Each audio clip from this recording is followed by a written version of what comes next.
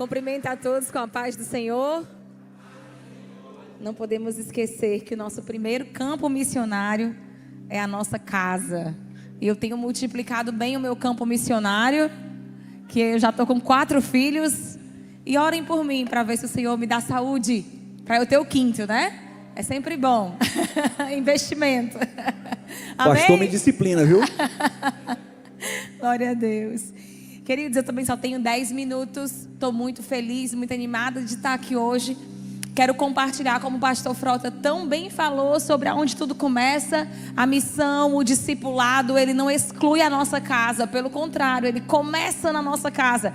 Para que nós possamos de fato ter frutos. Para que nós possamos de fato influenciar a sociedade. A nossa casa tem que estar alinhada. A nossa casa tem que estar estabelecida. Para então influenciarmos a sociedade. É sobre isso que eu quero falar hoje. Sobre a sociedade. Eu queria o primeiro slide, já pode colocar. A gente viu aqui algo que me impactou muito. Eu fui até reformulando os slides enquanto eu ouvia a pregação do pastor Mark, que ele falava sobre mudar cultura. Se nós queremos mudar a cultura, nós precisamos ocupar a sociedade. E depois veio a Elaine falando de uma cultura de discipulado. Olha só, então quer dizer que missões também é cultura? Quer dizer que discipulado também é cultura? Tudo isso é influência. Então eu usei aqui uma alegoria que fala dos 7 montes da sociedade. Eu até acrescentei aí a frase, o salmo que o pastor Mark utilizou, que é o Salmo 115, onde ele relembra que essa sociedade, que esse mundo aqui, esse mundo que está à nossa volta, no caso de cada um dos irmãos aqui, aquela comunidade onde a sua igreja, onde a sua vida foi estabelecida, ela é nossa responsabilidade. Vamos repetir o Salmo 115.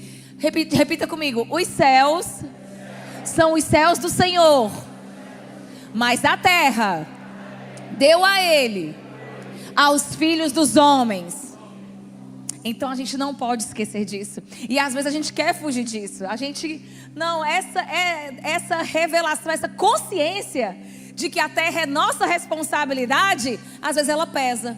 Sabe por quê? Porque traz responsabilidade. E às vezes a gente quer espiritualizar tudo, conforme tão bem explicou aqui o pastor Mark, porque a gente não quer a responsabilidade de saber que Deus entregou a nós o governo dessa terra.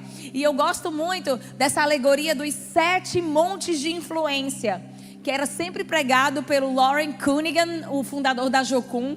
O pastor Teixeira já esteve traduzindo o pastor Loren, quando ele sempre falava que a melhor forma de influenciar uma sociedade é ocupando as zonas que influenciam a formação de uma sociedade. São elas, olha aqui, vocês estão vendo os 7 montes?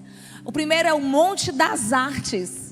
As artes, elas influenciam a sociedade, influenciam o pensamento. Você viu aqui o pastor Marco falando que estava no 3º LP de rock and roll. Sim, ali ele também está influenciando as artes. A gente acabou de sair do carnaval. Um país inteiro olhando para aquelas escolas de samba, olhando para aquele tipo de arte. E eles estudaram calculadamente como influenciar a nação brasileira diante de cada coisa que eles apresentavam ali no carnaval. Então as artes, elas influenciam uma sociedade. A mídia. Quem acha que a Rede Globo influencia a sociedade? Levanta a mão. Quem acha que a Rede Globo influencia positivamente a sociedade? Continua de mão levantada. Então a gente viu, inclusive no ano passado, foi lançado um programa da Débora Seco.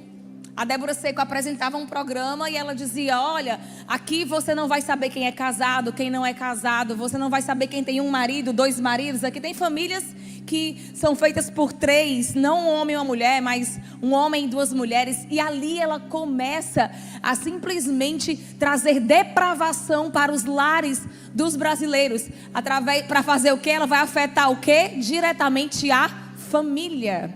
Ela vai começar a influenciar a família, influenciar a sociedade através da mídia. Educação. A gente viu, o pastor Mark falando que acontece nos Estados Unidos, acontece aqui no Brasil também. A educação, a gente Pouca gente sabe, mas as escolas existem da maneira que existem hoje por causa dos protestantes. Antes, só quem podia estudar era o clero da Igreja Católica. Depois que houve a reforma da Igreja Católica, houve a impressão da Bíblia, e os protestantes acreditavam que nós precisamos saber ler, que nós precisávamos ter a autonomia para ter acesso aos textos sagrados, e começamos a construir escolas. Então as escolas hoje elas fazem parte da sociedade por causa da reforma protestante. A educação influencia a sociedade? Vocês acham que sim ou não? A gente viu, né, esse sofrimento que nós cristãos temos passado nesse tempo, com a identidade, com a guerra contra a identidade das nossas crianças. Querer ensinar para as crianças que o homem pode ser homem, que o homem pode ser mulher e a mulher pode ser homem, tentando influenciar até a identidade dos nossos filhos. Vocês acham que a educação influencia uma sociedade? Influencia uma sociedade. Olha aqui o governo, olha aqui a política. Esse aqui eu conheço diretamente, né? Assim? E eu fiquei muito emocionada, irmãos. Como vocês sabem, eu estou ocupando esse monte da política. E eu estava ali do lado da esposa do pastor Mark. E ela é indiana.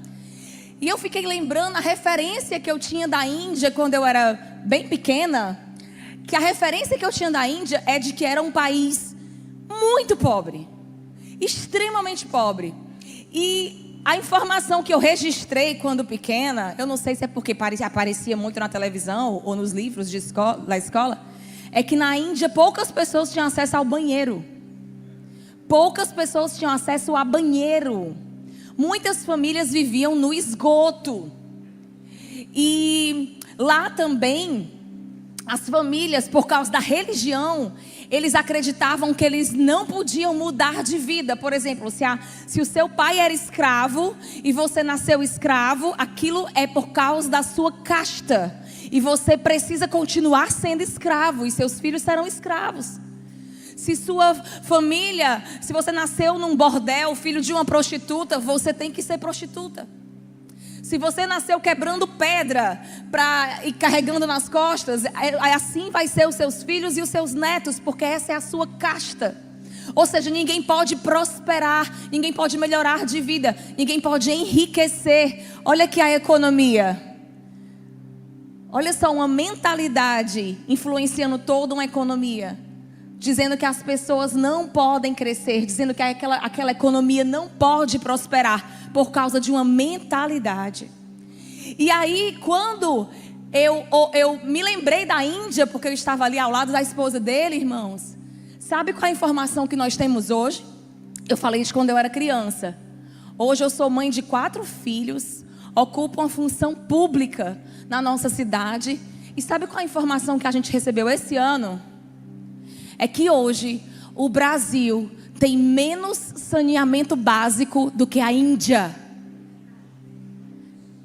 Então hoje a Índia foi evoluindo, melhorando, de maneira que nós temos mais famílias vivendo no esgoto no Brasil do que na Índia.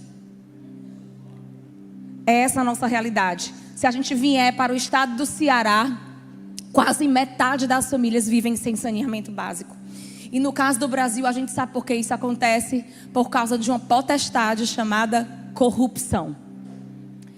Então, ali, o monte da família, que o pastor Frota falou tão bem, a família. Um pai crente muda a história de toda uma família, e essas famílias vão influenciar a sociedade. A religião também é outro monte que influencia a sociedade. E a influência, por que a influência é tão importante? Vamos para o próximo slide. Eu quero que você abra a sua Bíblia em Mateus capítulo 5, versículo 13. Olha o que a palavra de Deus diz. Mateus, nós vamos ler do 13 ao 16. Vós sois o sal da terra. E se o sal for insípido, com que se há de salgar? Para nada mais presta, senão para se lançar fora e ser pisado pelos homens. Volta para o slide dos montes, né? Quando o Lauren Cunningham, ele falava desses montes da sociedade, ele estava dizendo assim, olha, nós precisamos de mais cristãos nas artes, para influenciar positivamente. E a gente viu ali aquele filme, A Paixão de Cristo, né? Feito por um cristão que influenciou, acho que hoje é o vídeo mais assistido, o filme mais assistido do mundo. Nós precisamos de cristãos sendo enviados para a mídia. Nós precisamos de cristãos sonhando em ser donos de canais de TV e de rádio. Nós precisamos de cristãos na educação, abrindo escolas. Cadê as escolas evangélicas? Nós temos que aprender com os nossos irmãos crentes, escolas adventistas, eles investem nisso. Agora eu fiquei emocionada porque eu acho que foi no Piauí que esse ano inauguraram a primeira escola das Assembleias de Deus. E ali são o quê? São os crentes entrando no monte da educação, crentes entrando no monte do governo, o pastor Mark falou, crentes entrando no monte da economia, crentes com suas famílias cristãs, mães crentes produzindo dentro das suas casas, crianças que serão homens e mulheres de Deus, que serão autoridades nessa sociedade. E aqui também a igreja fazendo a sua parte, ocupação, influência, utilidade. E voltando para o livro de Mateus 5, capítulo 14, falando sobre esse sal. Esse sal, ele tem que ser influência. Esse sal tem que temperar o mundo. Esse sal, ele tem que ter efeito para ele ser útil. Utilidade. Eu grifei ali em vermelho. O versículo 14 diz: vós sois a luz do mundo. Não se pode esconder uma cidade edificada sobre um monte. E aí a gente enxerga o princípio da intencionalidade, da estratégia. Quem bota uma cidade em cima do monte, ele está dizendo, essa cidade aqui não vão dar para esconder. Essa cidade aqui todos verão, não vai dar para esconder. Intencionalmente se faz uma cidade que não se dá para esconder. Nós temos na nossa vida uma vida missionária, uma vida de influência. Nós temos que ser intencionais. Você chegou naquela escola para ser professor, você não tem que estar lá vivendo cada um dos seus dias para ganhar o seu salário, não. Você tem que estar lá com os olhos abertos, cheios de intenção, dizendo, Senhor, como é que tu quer me usar aqui? Senhor, me dá uma oportunidade para glorificar o teu nome.